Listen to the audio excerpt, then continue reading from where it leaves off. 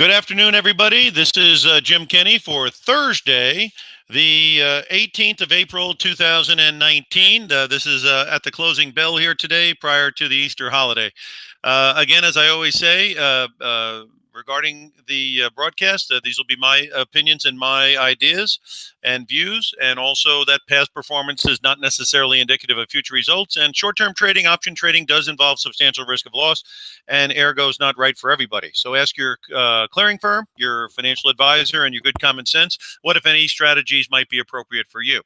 Again, I'm Jim Kenny, and a quick background. I've been in the investment arena here for decades, and I've done hundreds and hundreds of seminars and webinars throughout the country, and basically educating people on the uses and risks of options and some of the different strategies for cash flow, limited risk speculation, as well as hedging. So again, I do encourage everyone to let others know about the broadcast by telling them to go to OptionProfessor.com and get the link each and every week, and also to shoot me an email with any questions you might have that I might be able to help you with. And the email, of course, is optionprofessor@gmail.com. Okay, let's get into it, because as you know, if you've been to the broadcast before, we do go over a lot of information. Let's start out with what happened today. Today, the Dow Jones was up 110. As you can see from the screen there, it did pop down a little bit at the end of the day. And the NASDAQ had a good rally up towards the all-time highs, but kind of faded a little bit, but pretty steady, up about 2 points, not much to write home about. With regards to the news today, the Mueller report came out, redacted version, and obviously they'll be tossing that ball around here, there, and everywhere. More important to me is how's earnings going and what earnings might show. So some of the financials have had some decent earnings, and so the financials have done pretty good. I'm going to go around the horn on the sectors here in a minute, but I just wanted to highlight the fact that that's what I'm zeroed in on right now. What are the revenues doing, and what are the net earnings doing? It seems to me that it's possible, from what I hear and read, that the market may reduce its focus to the stocks that are showing good top-line revenue growth and good earnings, and stay away from the ones that are not delivering such. We also had a couple of new issues come out. Zoom and Pinterest came out as well. We'll try to get into that in a minute, but let's talk a little bit about around the horn of what I look at. Obviously, I look at the major indexes right there. The next one I look at is the S&P 500. So let's put that up on the board and have you take a look at it. Okay, on the S&P 500, we've got it closing at 2905. And we'll shoot the chart up a little bit here, and I'll give you a little review on what I've been saying here on this broadcast, and you can take a look at it. Okay, you see we had the big dump there in December. There you go, bang, bang, bang. That's because, according to everybody, the Fed was going to keep hiking, 3 or 4 hikes this year. And, of course, that, along with growth fears around the world, sent everybody to the sideline and dumped everything out. Obviously, when you go down like that, there's a lot of liquidation and shorting. So obviously, the next side of the coin is going to be people coming back in and covering those shorts, which is also buying. Now, when we're tanking, nobody wants to buy, so the market makers can drop the bid as low as they like until the selling dries up. Conversely, when everybody wants in, they raise the offer, and they raise the offer pretty fast. Look how far we went from 2350 here. Let's just get the chart down a little bit, and you'll see we went at 2350 here. And let's take a look at the time frame so you can put that in perspective here. And when the selling dried up and everybody wanted to cover their shorts or buy back in because he changed his tune on what the interest rates are going to do, then bingo, we went from 2350 to 2700 in what, a month?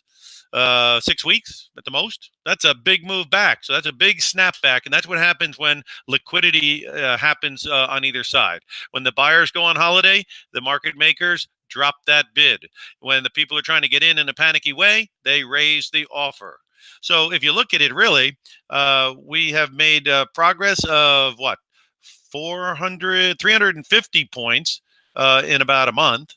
Then we made progress of about 100 points in the next month. And then we've made progress of about 75 points in the following month. And now we've made progress from that high of only about 60 points, it looks like. So is it running out of steam? Well, the Elliott Wave guys that I was listening to, when we were down here at 2350, they were saying that we were going to go to test the 200-day average, which is 2750. We did that very quick, didn't we? Boom. So that was a great call on their part, saying it's going to go back towards 2750, 2800. Then they raised the price because of the quickness of it, and they can't see any waves to the downside. So we're still in like a wave A, according to some of these guys. And this wave A is pretty much supposed to be going after that all-time high of 2940. Can you see we're close to that 2940? So I don't know if we're going to hit it or maybe surpass it by a little bit. But I think if we do that, I think they're looking for that two-wave down. And that two-wave down could take us at least down to 2800 maybe, or maybe down to 2700 if we get a wave coming down off of this high. What would make me think that it's possible that we could see a rollover in May? Well, sell in May and go away. That's not a popular adage for no reason, right? And April is one of the best months in the stock market as far as how that does each month. So let me show you some of the things that might indicate that we could be near a turning point, an exhaustion. One might be the VIX. So let's take a look at the volatility index, which I watch very closely. If you've heard me before, as I told you in the past, when the VIX is above 25, look out. That's when you can fall into the abyss. What does that mean? That's where you can fall off a cliff, and the VIX can spike up. If, in fact, it gets above 25. You'll see that here. Watch. Even above 20 gets dangerous, right? But above 20, bam. Above 20, bam. Above 20, farts around a little bit. Above 25, bam. Okay.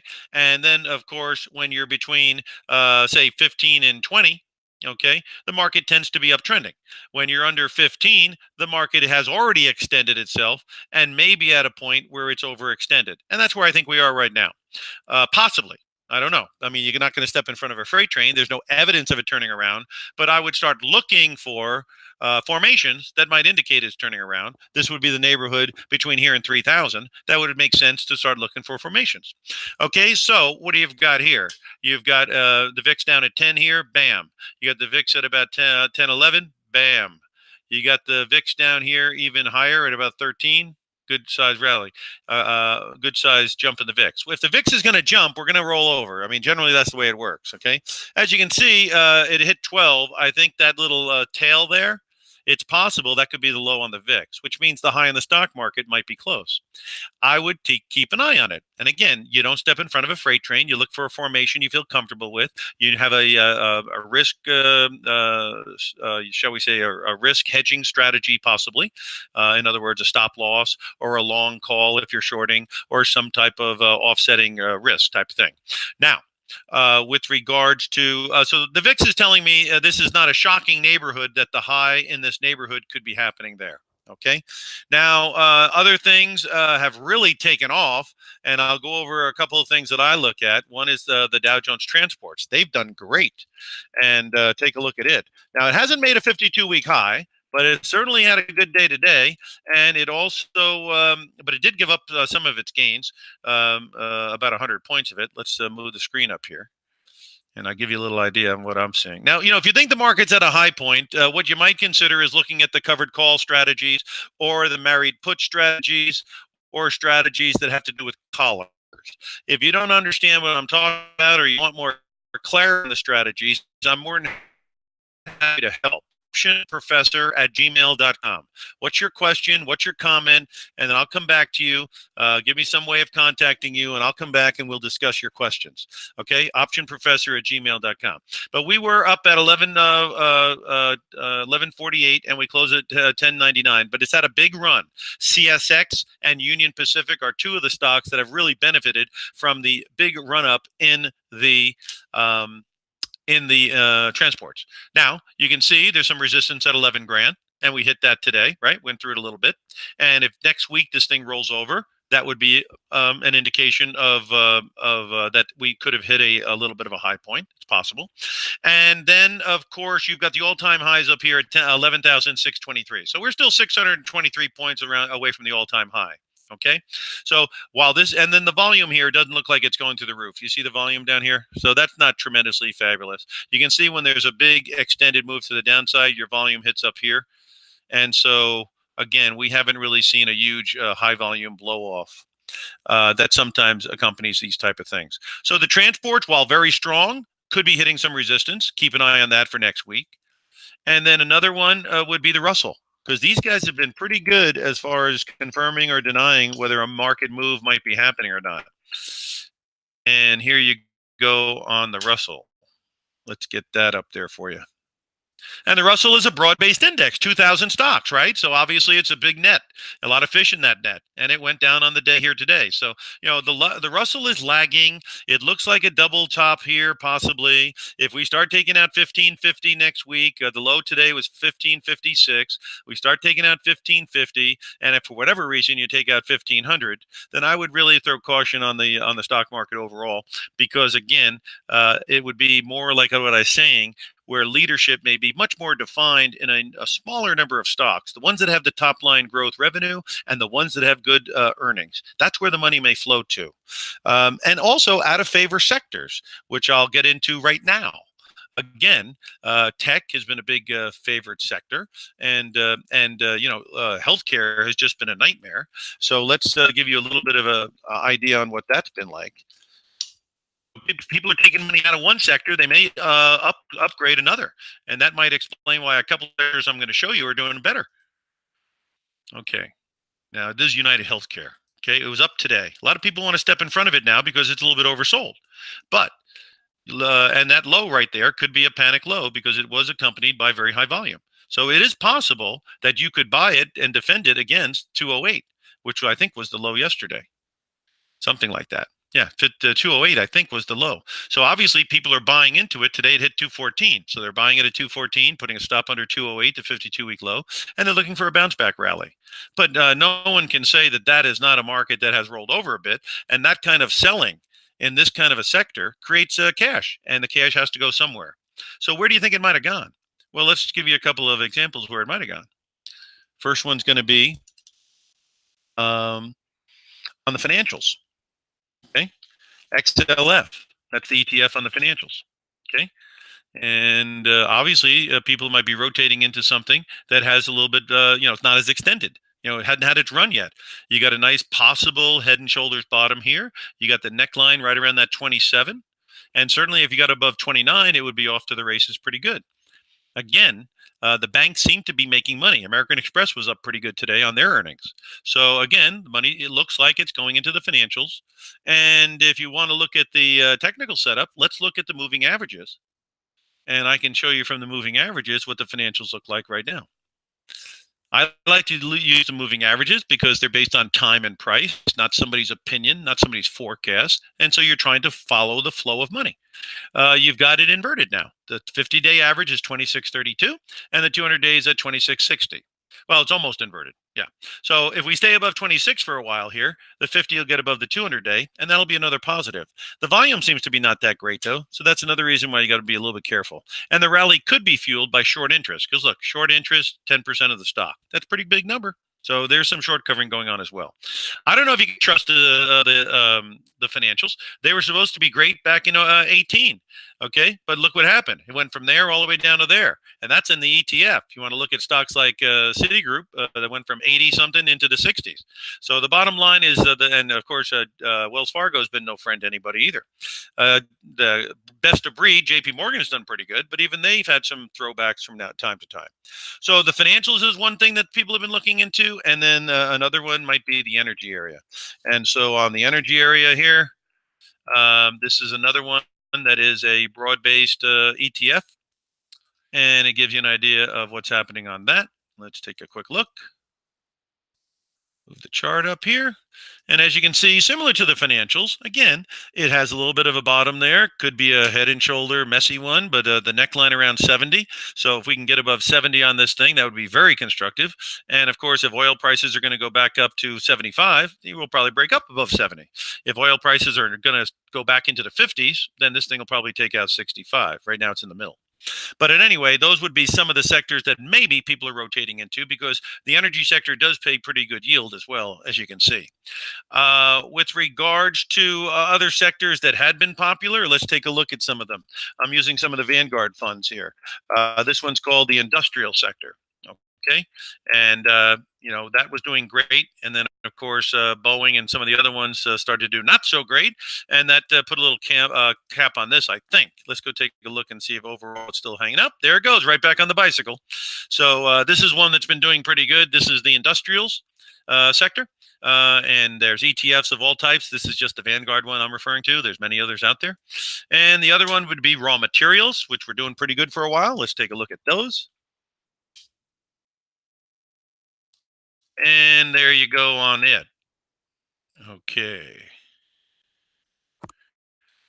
And the materials, again, they're stalled out a little bit, but they're very similar chart pattern to the industrials, similar to pattern to the financials. And so, if money is going to rotate, those could be some of the areas that people might rotate into because they haven't had such a big advance yet, and maybe their earnings might be a little bit better than some of the others. Only time will tell. What I did want to do is also go over things that I talk about from time to time, which is where else is things happening, and one of them is in the emerging market sector. So let's take a look at emerging markets. China has really been turning the corner here, having a very big rally, and that's without a deal with America. So bottom line is emerging markets, they're stalled out a little bit right now. A lot of stuff has had a good rally. So that's why you got to be a little careful up here. You're not buying it at 38, it's at 40 something. And again, it does look like the trend has turned up. Okay, because the prices are going from the left up to the upper right corner, right? That's always a good thing if you're long. And if there's going to be further growth in the emerging markets, and if the dollar was going to go down, then this could be a very good area to be in. So keep an eye on emerging markets. And the other one is stocks in China. And of course, one of my favorites is always BABA. And BABA, I brought to your attention here in the 130, 140 range earlier. And obviously, it had a very significant run up. And now BABA is up at 186. Now, maybe the easy lifting might be behind you. So let's take a look here. Let's take a look at BABA. Yeah. You see, could run into some problems because look, the 200 to 190 area was a problem before, and we're in the 190 area now. So you got to be a little bit careful that there could be a pullback. But again, the trend looks like it has turned up pretty well. So if you're interested in China, it does seem like BABA is one of the lead dogs over there. And Baidu is another one that people keep a look on as well. And let's just take a look at Baidu. Obviously, there's others. If you have questions on it, again, shoot me an email, optionprofessor@gmail.com. And if you have any specific stocks that you have a question on, again, I can give you my view and my opinion, and then of course you could mix that into all the other opinions you have and see if you can come up with something you feel comfortable with. With regards to Baidu, it was up a little bit today. Again, not much action here. This has not been one of the leaders, obviously, but if it does take out this 185 area, 190 area, that could be something to keep an eye on because it's a very large company over there, and it's one of the more popular stocks over there in China. With regards to other things that are going on, there are earnings coming out, and there are some people who have certain ideas on what companies might benefit from the earnings season. And so I'm going to run down some that I've heard of and see what they look like technically and see what goes on. First one here is UPS. And I'll go through about 10 of them real quick here, and we'll take a look and see if they match up chart-wise. Okay, here's UPS. Today it was down a little bit, but let's see what it looks like overall. This is a company that has maybe a new pricing structure coming, I have been told, and that could be interesting. Looks like some resistance at 115, but you can see since it bottomed out in December, it's been climbing. 105 support, and then of course this 110 area might be support as well. So basically keep an eye on UPS. Some people think it might be doing pretty good as far as in the earnings season. Let's turn to the next one here, and it's Rockwell. Rockwell, again, is combining, melting together technology and software. And let's see what it looks like technically, and we'll go from there. Rockwell. Rockwell. Okay. Yeah, Rockwell's on the bicycle here, and it's already had a pretty good run up, but obviously that has turned dramatically since the big drop in December. And as you can see, it looks like it's trying to keep going. There's some resistance up here between 190 and 200, but on a pullback, if you still think the company looks good, that might not be a bad one to keep an eye on. ROK. Next one I've been reading that might have a good time here is Hewlett Packard. Let's take a look if that did anything today. And Hewlett Packard today, and how is it doing? Let's take a look. And today was up a little bit. It pays a pretty good dividend at 270. And there are those who are thinking that it might do well during the season here. And if it can take out 17, that would be very impressive. And if it can't, it could have some resistance up here. So keep an eye on the number 17 there. It's very close to it, obviously, at 1666. Another one out there that people are talking about, some of the consumer stuff, Kellogg's. Let's see what old Kellogg looks like here. And Kellogg is down here at the lower area. So if it gets above 60 here, that would be very helpful. And it does look like it's trying to get going. So you could keep an eye on Kellogg and see what you think about that. Above 60 is not that far away. And it does pay 383 dividend according to my screen. So 383 as yield is not a terrible yield. Another one that is kind of that way is Colgate Palmolive. And let's see what that looks like here. And Colgate Palmolive obviously has been on the bicycle, and there are those who think that the earnings is going to help this company. It's already broken above that, well, it's near that resistance here, but there's a gap over here just under 72. But that seems to be a pretty clear uptrend. Of course, obviously there can be pullbacks, and if they miss earnings, obviously that would be terrible. But people do think that that could be a decent one to keep an eye on as well during this earnings season. Let's turn to another one here, and it's another retailer here, Gap stores. I guess with the consumer out there spending, retail sales today were quite good. The best, I think, in a year or two. Not bad. And Gap is certainly going to be out there selling stuff. So let's see what that looks like here. 20 something dollars a share, 26. And let's see what the chart looks like. Yeah. Well, if you can get above 27, that would be good, powerful stuff, right? One move, two move. And if we can get the third one to get through there, that would be nice. And so keep an eye on that. There could be something there. Again, big retailer. And yeah, since we're in clothing, let me look at Levi Strauss because that came out as a new offering. And some gentleman who is a specialist in valuation, he did believe that the valuation should be 29, and that was trading at 22 at the time. And let's see what it's trading at today.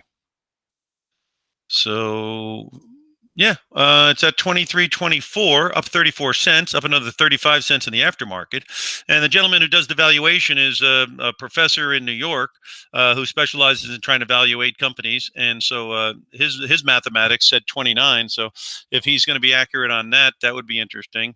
His information on Lyft said when it was in 70-80, his study, his mathematics told him that Lyft should be more like 59.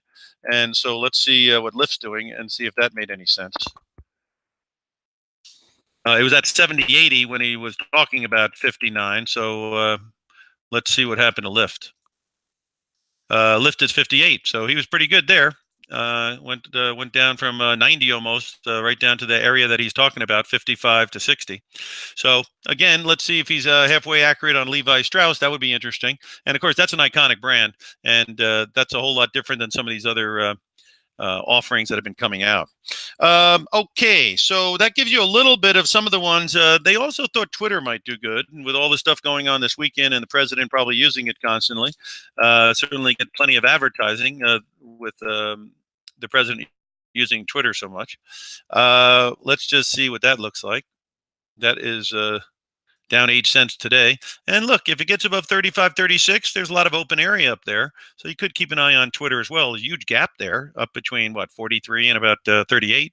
So keep an eye on that as well, because again, those some people are thinking that they could benefit from a decent what do they call it? Earnings season. All right. One last one I'm going to give you is AMD. I know a lot of you guys follow the semiconductors. They've been doing very, very well for a while now. And let's just see what AMD looks like here, because some people are definitely thinking that AMD is interesting here. So let's take a look at it. AMD. 27 up a little bit today. And let's just see what it looks like here. I don't want that. Let's get off of that and get over here. Let's get over that. And let's get over to advanced micro devices. Oh, one more time. Okay. All right. So it's obviously if we can get above 30, that would be great. And I'd probably wait for it to get above 30 because obviously it came down and filled the gap. If it gaps down from here, that's going to be no good. And if it gets above 30 here, this thing's been stair stepping higher, so it could keep stair stepping. Gets above 30, I'd be interested in looking at that. That's for sure. Okay. Couple things here in the last 5 minutes or so I'd like to cover. Again, interest rates. Okay. Let's look at the treasury yields because they are not going down lately. They've actually been going up. So let's take a look at the treasury yields, and I'll tell you what I've been telling people for a while. Again, my feeling is that there is a potential problem in the debt market. What's the problem? The problem is $10 trillion in a combination of leverage loans, which by definition you can tell they could be risky, and then high yield or junk bonds, and then triple Bs. And triple Bs are the lowest level of investment grade, to my understanding. So if those and their covenants, meaning what covers them and their ratings, if anything would change there, like the slowing of the economy at all, you could well, when the problem happens is when you see GDP growth at 1%, then you got to be concerned about the bonds. That's what they tell me. So anyway, you're looking at what do you call it? You're looking at triple Bs. If you go down to double B, all the people who have investment grade mandates in their funds would have to sell those. So you've got all those, you got leverage loans, you got high yield with a lot of leverage, and then you've also got 10 trillion in negative yielding bonds. My view, that's where the problem's going to come from, because if you know anything about bonds, the liquidity on them is not that great sometimes, unless you're talking about a treasury. And then if you have a stampede of redemption into a market that's illiquid to begin with, you could have a real problem. We saw a problem with debt in 2008 with the mortgages, right? Can happen on any debt. And when that happens, it trickles into the whole economy. So if I was out there worrying about something, I'd be worried about where they're going to light the fuse on the debt bubble, because in my view, the debt bubble is obviously there. Anyway, interest rates. Today we're at 256 on the 10-year. It went up to 260. You can see there's resistance at 260. So this could just be a bounce up and rates could come right back down again. That's possible. What's also possible is if you get above 260 and get above 280, that we could go after this 3% area again. Again, we're going to have huge deficits. We have a lot of people working and out there spending money. We have got a lot of people who want the dollar down. If you have the dollar down, if you get the growth that Trump wants, and you have everybody out there spending money to get the growth that Trump wants, I think the likelihood of rates staying down is very low. And my history of high deficits is generally not low interest. So I still think there's a possibility that they get back on the bicycle, the Fed, because they're data dependent. And if the data comes in strong, like Trump wants it to come in strong, then that data doesn't support lower rates, right? And so I would be careful still in the bond market, even though obviously rates have dropped dramatically from 3.25. But like anything else, you saw that in the stock market. Just because it drops way down here doesn't mean it stays down here, right? And anybody who wanted to sell out, they probably did it, right? So there you go. And anybody shorting the market on this drop? You bet there are. So you've got people that are out who might want to come back in. You've got people that are, what do you call it? You've got people that are short the market, who may want to buy, or excuse me, they're long the market, and they have been making money because rates have been dropping. They may want to liquidate. When the rates drop, that means the bond prices are going up. So obviously the bond prices have risen dramatically since 3.25 down to here. People have got a lot of profits in there. And if they all want to take them at the same time, which sometimes happens, you're not going to have a lot of people who want the other side of the trade. And that's how you get the pop. Okay. One last thing here, and it's on the US dollar. Okay. EXY. It's just been sitting there 95, 98, 95, 98, 95, 98. Let's see what it's doing now. 97. So it's back strong. You see it's picking up steam. If this dollar, you got to keep an eye on it. And you got to be patient. This thing's been going sideways for how long? A long time. Look at all that data, right? If it starts breaking under 95 and then 94, I would plan on a significantly lower dollar possibly. And if that's going to happen, then this may enjoy it. And this is your gold miners. if we get the dollar drop, right? If we don't, then it's having a pullback like it is now. But it might be just coming into that gap. We don't know.